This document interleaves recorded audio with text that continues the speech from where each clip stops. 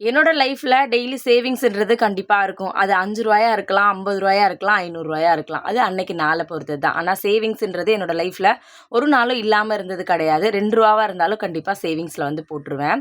இது நான் பண்ணுற மாதிரி நம்மளோட சப்ஸ்கிரைபர்ஸும் சேவிங்ஸ் ஸ்டார்ட் பண்ணோம் அப்படின்றதுக்காக தான் நம்மளோட சேனலில் சேவிங்ஸ் சேலஞ்ச் வீடியோ ஒரு 15 நாள் வந்து போட்டிருந்தேன். நான் நினச்ச மாதிரியே நினச்சதை விட நிறைய பேர் சேவிங்ஸ் சேலஞ்சில் நீங்களுமே வந்து பார்த்திங்கன்னா உங்களோட வீட்டில் சேவிங்ஸ் வந்து பண்ண ஆரம்பிச்சிருந்தீங்க.